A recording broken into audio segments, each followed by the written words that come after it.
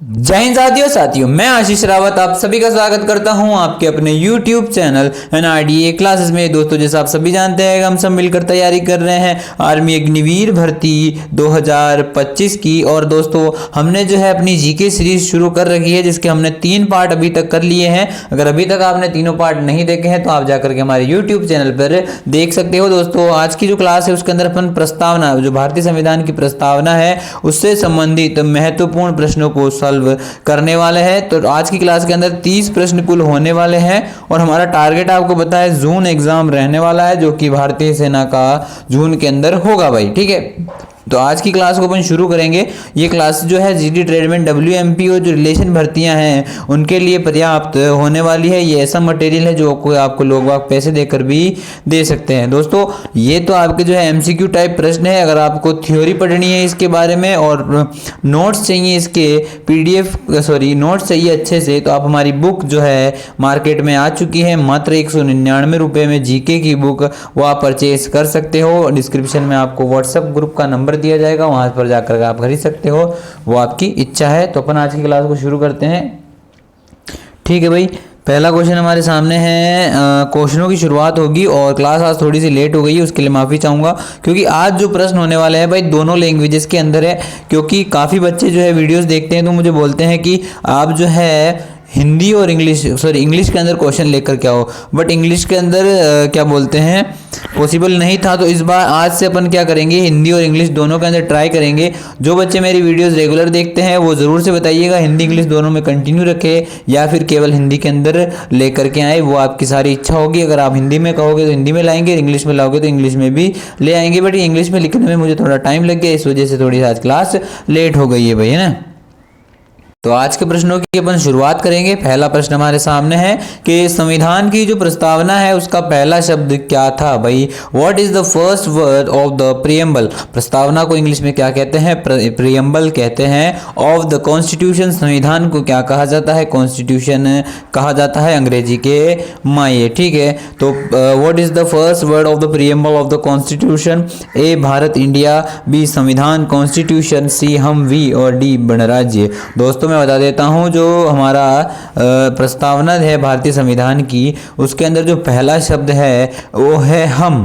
क्या है भाई, हम है, क्योंकि उसके अंदर फर्स्ट लाइन लिख रखी है हम भारत के लोग। ठीक है, क्यों, देखो यहाँ पर ही देखो क्या है, पहला वर्ड वी है और यानी हम है, और संविधान की प्रस्तावना में जो पहला लाइन लिख रखी है वो यही लिख रखी है हम भारत के लोग। ठीक है, तो इस वजह से जो पहला शब्द होगा वो प्रस्तावना का वो क्या हो जाएगा, हम हो जाएगा। यहाँ पर आपको शायद सवाल समझ आया होगा पहला वाला। ठीक है, अच्छे से। अगला है भाई, जो संविधान की प्रस्तावना में हम भारत के लोग हैं, we the people of India का तात्पर्य क्या है, यानी कि उसका अर्थ क्या है। क्वेश्चन फिर से इंग्लिश में देखिए, what does we the people of India in the preamble signify. और तो आपका जो है ऑप्शन ए दे रखा है, संविधान जनता द्वारा बनाया गया है, संविधान केवल सरकार द्वारा बनाया गया है, ये ब्रिटिश सरकार द्वारा लिखा गया है, या फिर इसे केवल संसद ने बनाया है। तो मैं बता देता हूँ, हम भारत के लोग से ये अर्थ है कि संविधान जो है जनता द्वारा बनाया गया है, यानी कि the constitution is made by the people of India. तो आपका ऑप्शन नंबर ए राइट हो जाएगा। ठीक है भाई, अगला है, संविधान की प्रस्तावना में सहप्रभु सोवरिजन शब्द का अर्थ क्या है, यानी कि जो प्रस्तावना में संप्रभु शब्द है उसका अर्थ क्या है। ऑप्शन ए है, भारत किसी बाहरी शक्ति से स्वतंत्र है, भारत संयुक्त राष्ट्र का सदस्य नहीं है, भारत ब्रिटिश शासन के अंतर्गत है, भारत केवल राष्ट्रपति द्वारा होगा, भारत केवल राष्ट्रपति द्वारा शासित होगा।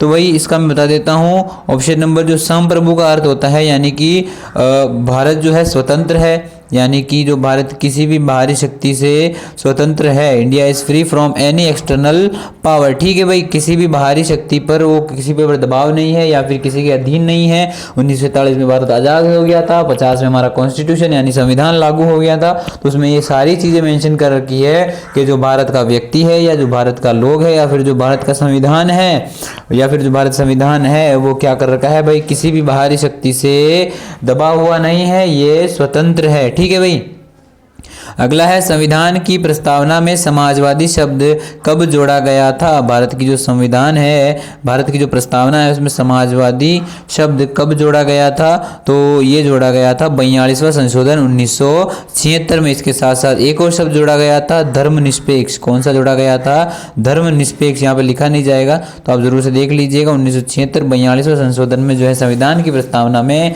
समाजवादी और धर्मनिरपेक्ष शब्द जोड़े गए थे। ठीक है, अगला है संविधान की प्रस्तावना में धर्म, यहाँ आ गया धर्मनिरपेक्ष शब्द। जो शब्द का तात्पर्य क्या है? धर्मनिरपेक्ष यानी हमारा जो भारत है वो क्या है? सेकुलर है। यहाँ पर हर व्यक्ति को अपना धर्म मानने की और चुनने की अनुमति दी जाती है। तो what does the term secular is in the preamble means, यानी कि जो सेकुलर है यानी धर्मनिरपेक्ष है उस शब्द का क्या तात्पर्य है? तो सरकार किसी धर्म को बढ़ावा नहीं देगी, केवल हिंदू धर्म को मान्यता दी जाएगी, केवल मुस्लिम धर्म को मान्यता दी जाएगी, या फिर केवल ईसाई धर्म को मान्यता दी जाएगी। तो बस इसके अंदर ये दे रखा है, जो धर्मनिरपेक्ष शब्द है उसका अर्थ है कि जो सरकार है वो किसी भी धर्म को बढ़ावा नहीं देगी। आपका ऑप्शन ए राइट हो जाएगा। ठीक है भाई। अगला है भाई कि संविधान की प्रस्तावना में गणराज्य रिपब्लिक शब्द का अर्थ क्या है, यानी गणराज्य जो शब्द होता है उसका अर्थ क्या है? कि ए देश का राज्यतंत्र होगा, राष्ट्रपति जनता द्वारा चुना जाएगा, केवल राजा शासन करेगा, देश के लोकतंत्र नहीं होगा। तो दोस्तों ये सारी चीज़ें इंडिया में नहीं होती है। यहाँ पर आप ऑप्शन काट के भी सवाल को सॉल्व कर सकते हो कि देश में राजतंत्र होगा। ठीक है, देश में केवल राजा शासन होगा, पहले होता था अब नहीं होता है। देश में लोकतंत्र नहीं होगा, लेकिन भारत में तो लोकतंत्र है। तो आपका जो है ऑप्शन नंबर बी राइट हो जाएगा। जो राष्ट्रपति है वो जनता के द्वारा चुना जाएगा, या फिर जो प्रधानमंत्री है वो भी किसके द्वारा? जनता द्वारा चुना जाएगा। ठीक है, इसका अर्थ होता है गणराज्य का अर्थ संविधान में दे रखा है। ठीक है, अगला संविधान की जो प्रस्तावना में न्याय के कितने प्रकार उल्लेखित कर रखे हैं? How many type of justice are mention in the preamble. दोस्तों मैं बता देता हूं, जो संविधान की प्रस्तावना है उसमें 3 प्रकार के न्यायों को सम्मिलित कर रखा है। ऑप्शन नंबर सी आपका राइट हो जाएगा। सामाजिक यहाँ पर दोस्तों लिखना पॉसिबल नहीं होगा रहा है, मैं बोल के बता देता हूँ।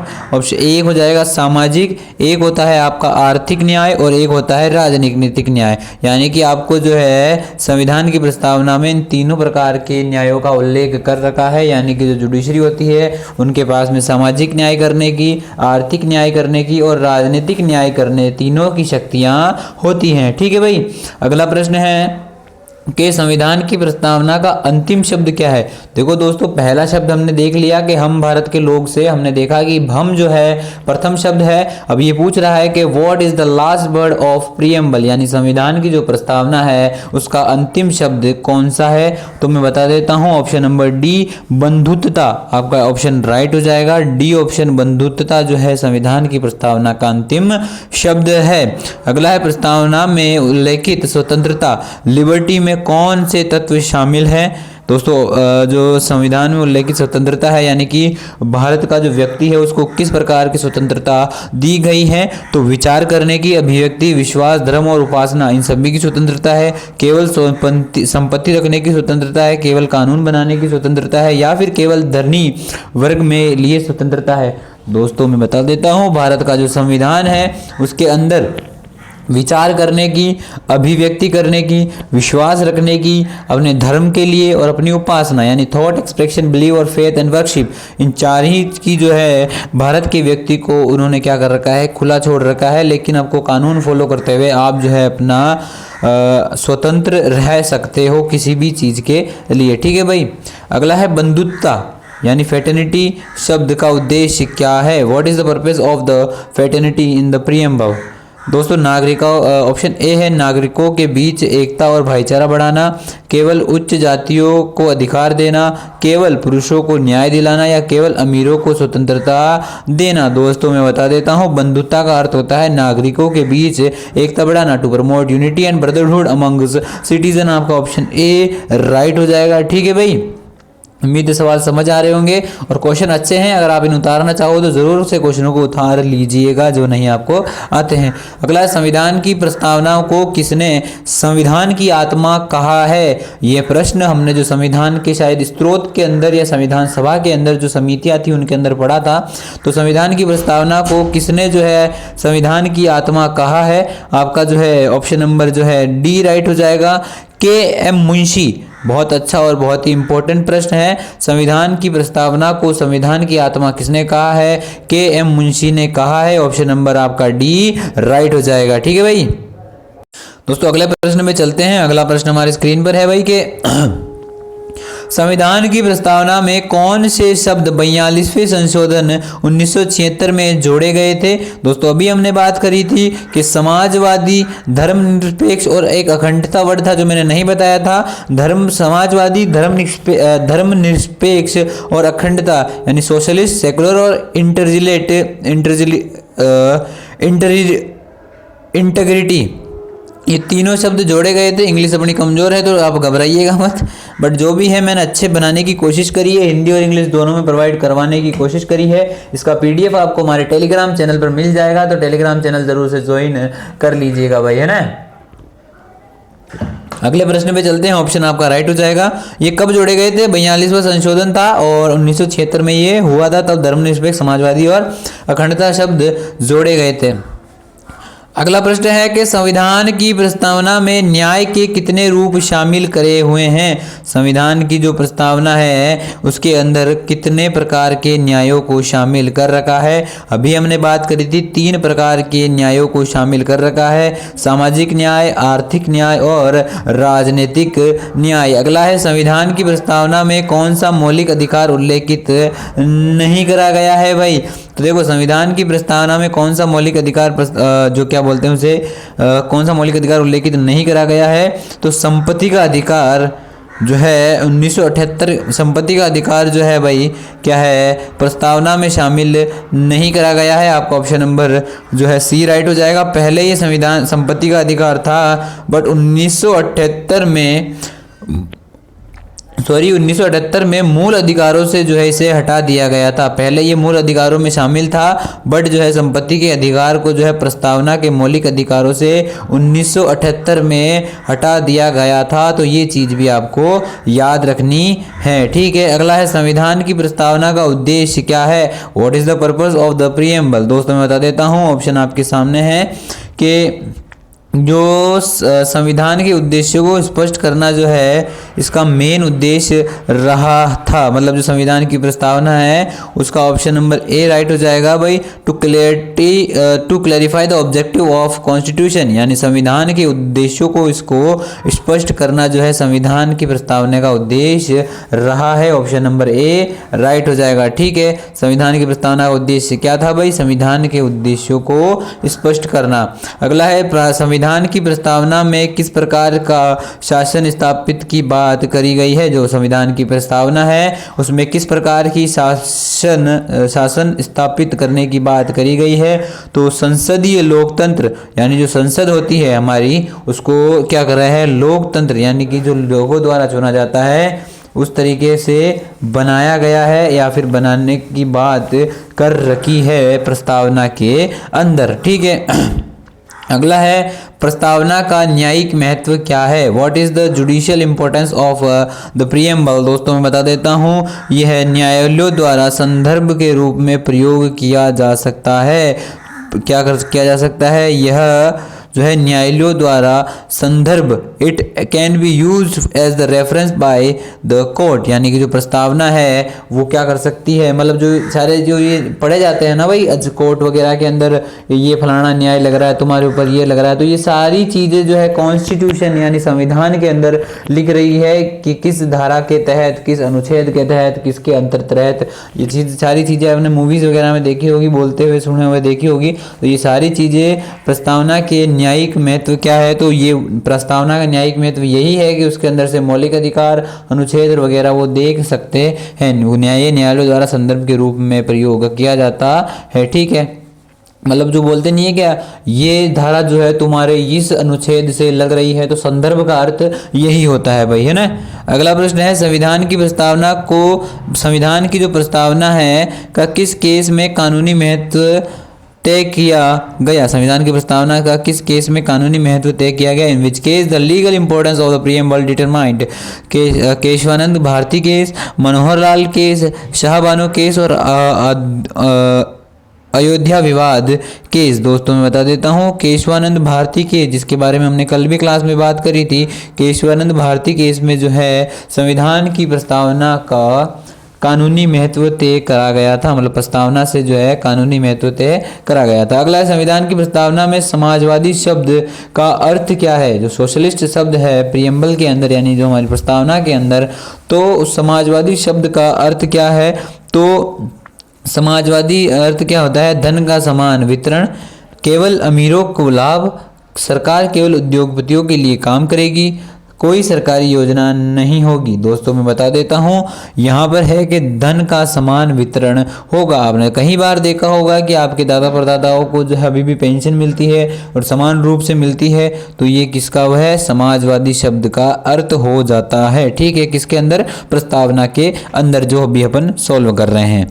अगला है, अखंडता शब्द का क्या महत्व है। अखंडता शब्द जो है उसका क्या महत्व है, तो राष्ट्रीय एकता को मजबूत करना, स्ट्रेंथनिंग नेशनल यूनिटी, यानी राष्ट्रीय एकता को मजबूत करना, किसका, अखंडता यानी इंटीग्रिटी शब्द का महत्व होता है। ऑप्शन नंबर ए आपका राइट हो जाएगा। ठीक है, उम्मीद है दोस्तों आप बोर नहीं हो रहे होंगे। थोड़ा सा लेंदी टॉपिक है और अच्छा है, यहाँ से प्रश्न पूछे जाते हैं, इसलिए मैं आपको थोड़ा सा आसानी धीरे धीरे करवा रहा हूँ। अगला है, संविधान की प्रस्तावना में किस अधिकार को सर्वोच्च स्थान दिया गया है। तो बता देता हूँ, जो न्याय है उसको हाईएस्ट प्लेस पर रखा गया है, यानी सर्वोच्च स्थान पर रखा गया है। आपका जो है सी ऑप्शन राइट हो जाएगा कि which right is given the highest place in the preamble. तो न्याय यानी जस्टिस को जो है सबसे ऊपर रखा गया है प्रस्तावना के अंदर। अगला है, संविधान की प्रस्तावना किस देश से प्रेरित है। जो हमारे भारतीय संविधान की प्रस्तावना है वो किस देश से प्रेरित करके ली गई है। तो मैं बता देता हूँ, ये जो है यूएसए यानी कि अमेरिका से प्रेरित करके ली गई है। ठीक है, ऑप्शन नंबर ए आपका राइट हो जाएगा। अगला प्रश्न है भाई कि भारतीय संविधान की प्रस्तावना में किस शब्द का उपयोग नहीं करा हुआ है। ऐसा कौन सा शब्द है जिसका उपयोग भारत की संविधान की जो प्रस्तावना है उसके अंदर नहीं कर रखा है। दोस्तों संविधान की बात नहीं हो रही है, केवल प्रस्तावना की बात हो रही है कि संविधान की प्रस्तावना में इनमें से किस शब्द का प्रयोग नहीं करा हुआ है। तो जो राष्ट्रपति शब्द है उसका प्रयोग जो है प्रस्तावना के अंदर नहीं कर रखा है। इंपॉर्टेंट और अच्छा प्रश्न है, यहाँ पर बच्चे बहुत कंफ्यूज होते हैं, तो आपको तो जरूर से याद इसको रखना है और उतारते हुए चलना है। ठीक है भाई, अगला है, भारतीय संविधान की प्रस्तावना को किसने लिखा था। तो मैं बता देता हूँ, भारतीय संविधान की जो प्रस्तावना है उसे जवाहरलाल नेहरू यानी भारत के प्रथम प्रधानमंत्री ने लिखा था। ऑप्शन बी आपका राइट हो जाएगा। अगला है, प्रस्तावना में उल्लेखित समानता का अर्थ क्या है। What does equality in the preamble means. दोस्तों मैं बता देता हूँ, इसका अर्थ होता है सभी नागरिकों को समान अधिकार दिया जाएगा या फिर समान अधिकार मिलेगा। ऑप्शन नंबर ए राइट हो जाएगा। ठीक है भाई, अगला प्रश्न हमारे सामने है भाई कि अगला प्रश्न कहाँ है, ये रह गया। अगला प्रश्न है कि संविधान की प्रस्तावना में भारत को क्या घोषित किया गया है। संविधान की जो प्रस्तावना है उसमें भारत को क्या घोषित करा गया है। What has India been declared in the preamble. दोस्तों मैं बता देता हूँ, आपका जो है ऑप्शन ए राइट हो जाएगा। एक संप्रभु यानी स्वतंत्र, समाजवादी, धर्मनिरपेक्ष, लोकतांत्रिक गणराज्य जो है भारत संविधान की प्रस्तावना में भारत को घोषित करा गया है, यानी कि sovereign socialist secular democratic Republic nation जो है इंडिया को घोषित करा गया है भारतीय संविधान की प्रस्तावना में। ठीक है भाई, उम्मीद है सवाल समझ आए होंगे। ठीक है, अगला है, संविधान की प्रस्तावना कब अपनाई गई थी। भारतीय संविधान की जो प्रस्तावना है वो कब अपनाई गई थी। When was the preamble adopted. दोस्तों मैं बता देता हूँ, 26 नवंबर 49 को जब भारत का संविधान बन के तैयार हो गया था, उसी दिन जो है भारतीय संविधान की प्रस्तावना को अपनाया गया था। ठीक है, संविधान से संबंधित बहुत अच्छे प्रश्न हमने पिछली क्लासों में करे हैं, जो 3 पार्ट हो चुके हैं उनमें, तो आप जाकर के वहां से भी क्वेश्चन कर सकते हो। अगला है संविधान की प्रस्तावना संविधान का कौन सा भाग है। दोस्तों मैं बता देता हूं, संविधान की प्रस्तावना संविधान का कौन सा भाग है, तो यह है सबसे प्रारंभिक भाग है। जैसे कि विषय सूची होती है, इसी प्रकार से प्रस्तावना जो है संविधान का भाग होता है, यानी कि प्रारंभिक भाग होता है। ठीक है भाई।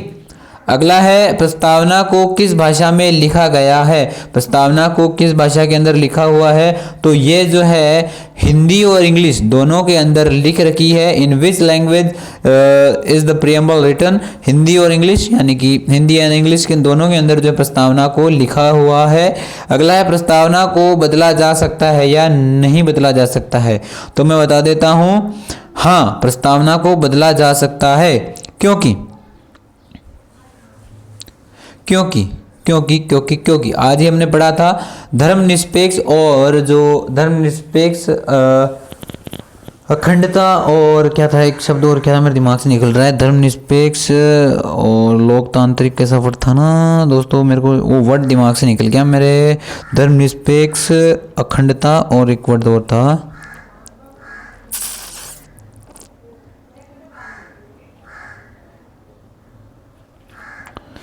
समाजवादी। हाँ दोस्तों सॉरी, समाजवादी, धर्मनिरपेक्ष और अखंडता। ये देखो यहाँ पे लिख रखा है 42वां संविधान संशोधन 1976 में जोड़ा गया था। इसका मतलब है कि जो भारतीय संविधान है उसकी जो प्रस्तावना है उसको बदला जा सकता है, क्योंकि हमने पहले इसको बदल रखा है। तो आपका ऑप्शन क्या हो जाएगा, ए राइट हो जाएगा। ठीक है भाई, उम्मीद है सवाल समझ आया होगा। जिस तरीके से मैं समझा सकता था, जितना अच्छा समझा सकता था समझा दिया है। आपने मुझे कहा था कि भाई इंग्लिश में भी लेकर के आओ, तो इंग्लिश में मैं लेकर के आ गया आज क्वेश्चनों को। आज के 30 क्वेश्चन हमारे पास आ चुके हैं। आपको क्लास कैसी लगी मुझे कमेंट करके ज़रूर बता देना। और अभी थोड़ी सी क्लास लेट हुई, उसके लिए मैं माफ़ी चाहता हूँ। शाम को कल भी लेट हो गई थी, आज थोड़ी जो है अपन जल्दी करेंगे। 8 बजे शाम को साइंस की क्लास होगी, तो उसे मिस मत करना। आज अपन जो है कार्य ऊर्जा शक्ति बारे में कल पढ़ा था, आज अपन करने वाले हैं भाई, मैं बता देता हूँ आपको, बलाधूर्ण के टॉप 20 प्रश्न अपन करेंगे। बलाधूर्ण जो फिजिक्स का टॉपिक है उसके अपन करेंगे, उसका भी आज चौथा पार्ट हो जाएगा। और आज की वीडियो के भी अपने 4 पार्ट कंप्लीट कर लिए हैं, और लगभग अब इसके जो है 40 से 45 शब्द क्लासेस और आएंगी। तो आप ज़रूर से जो है क्लासेस को रेगुलरली लीजिएगा। वीडियो पसंद आए हो तो वीडियो को लाइक कर दीजिएगा, चैनल को सब्सक्राइब कर दीजिएगा। अगर आपको बुक चाहिए होगी तो व्हाट्सअप के डिस्क्रिप्शन में आपको हमारे व्हाट्सअप नंबर मिल जाएंगे, वहाँ पर जाके मैसेज कीजिए, पेमेंट कीजिए, आपकी बुक 3 से 4 दिन में आपके हाथों में डिलीवर हो जाएगी। तो मिलता हूं आपको आज शाम को 8 बजे। तब तक के लिए जय हिंद, जय सिया राम, भारत माता की जय।